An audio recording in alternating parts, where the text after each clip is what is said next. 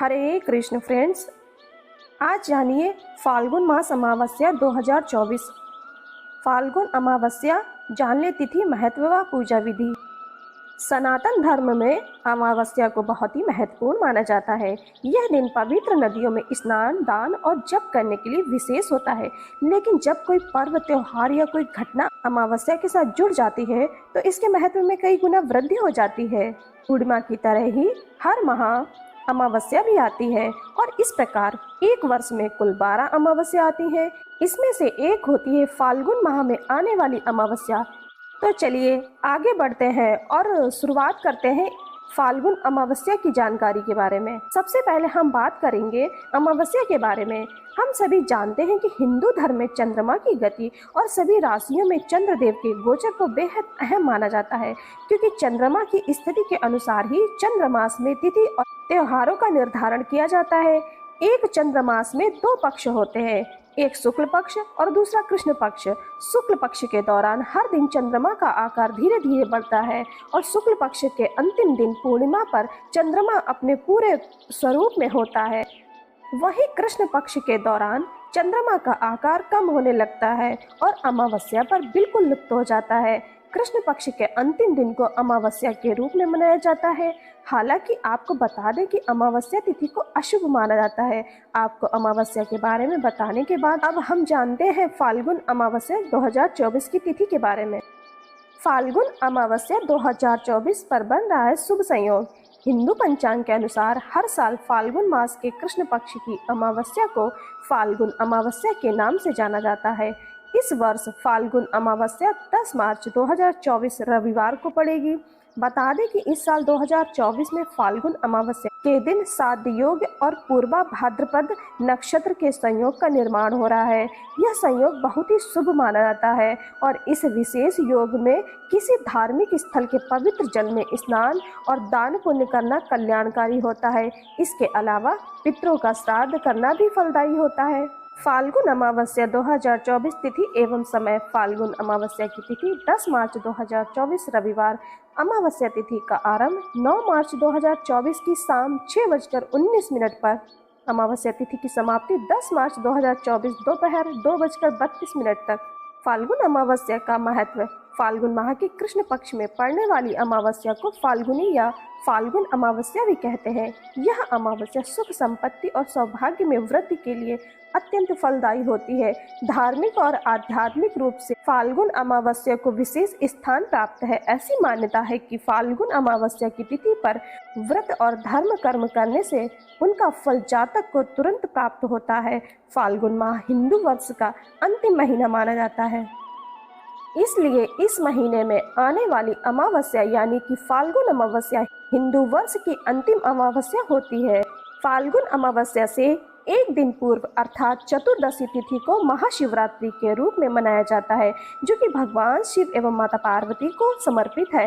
इसके अलावा यह तिथि पितरों के तर्पण के लिए श्रेष्ठ होती है, क्योंकि फाल्गुन अमावस्या पर किया गया तर्पण आपको पितृदोष से मुक्ति दिलाता है। धार्मिक मत के अनुसार इस अमावस्या पर नदियों में देवी देवताओं का वास होता है, इसलिए फाल्गुन अमावस्या पर यदि आप पवित्र नदी के जल में, विशेष रूप से गंगा नदी में स्नान करते हैं तो आपके लिए मोक्ष प्राप्ति का मार्ग प्रशस्त होता है। इसी प्रकार यह अमावस्या जब सोमवार के दिन पड़ती है तो इसे सोमवती अमावस्या कहा जाता है और यह दिन धार्मिक रूप से काफ़ी मायने रखता है, क्योंकि इस दिन गंगा, यमुना, सरस्वती इन तीनों नदियों में स्नान करना अत्यंत शुभ माना जाता है। इस अमावस्या पर ही महाकुंभ स्नान के योग का भी निर्माण होता है, जो कि भक्तों को अनंत गुना फल देता है। फाल्गुन अमावस्या का व्रत रखना भी पुण्यकारी होता है और इस तिथि पर विधि पूर्वक उपवास करने से सुख, समृद्धि और धन धान्य का आशीर्वाद मिलता है। अगर अमावस्या सोमवार, मंगलवार, गुरुवार या शनिवार के दिन पड़ती है तो यह सूर्य ग्रहण से भी कई गुना ज्यादा फल देने वाली होती है। फाल्गुन अमावस्या व्रत की पूजा विधि। फाल्गुन अमावस्या व्रत की सही पूजा विधि इस प्रकार है। सर्वप्रथम फाल्गुन अमावस्या पर प्रातः उठें और किसी पवित्र नदी या कुंड में स्नान करें। यदि ऐसा करना संभव ना हो तो आप नहाने के जल में गंगा जल मिलाकर स्नान कर सकते हैं। जब सूर्य देव को प्रणाम करके अर्घ्य दें, इसके पश्चात भगवान गणेश का ध्यान करें। साथ ही विष्णु जी और महादेव की भी पूजा अर्चना करें तथा व्रत का संकल्प लेकर इस दिन पूरे घर में गौमूत्र का छिड़काव करें। परिवार सहित किसी नदी के तट पर पूर्वजों के लिए तर्पण करें। तर्पण के बाद ब्राह्मणों को भोजन अवश्य करवाएं। संध्या के समय पीपल के पेड़ के नीचे सरसों के तेल का दीपक जलाएं। इसके बाद आप अपने पूर्वजों का स्मरण करते हुए पीपल के पेड़ की 7 बार परिक्रमा करें। फाल्गुन अमावस्या पर ब्राह्मणों को गाय का दान करना भी शुभ माना जाता है, लेकिन अगर आप ऐसा न कर सके तो आप गाय को चारा खिलाएं। ज्योतिष शास्त्र में कहा गया है कि अगर किसी की कुंडली में पितृदोष होता है तो फाल्गुन अमावस्या के दिन सभी धार्मिक अनुष्ठानों का विधि विधान से पालन करने पर इस दोष से मुक्ति मिल जाती है।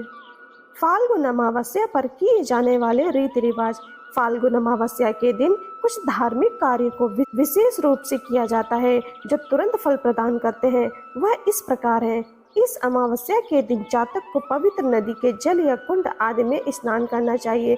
इसके बाद सूर्य देव को अर्घ्य देकर पितरों का तर्पण करना चाहिए। पूर्वजों एवं पितरों की शांति के लिए अमावस्या का व्रत करें और अपने सामर्थ्य के अनुसार गरीबों एवं जरूरतमंदों को दान दक्षिणा दें।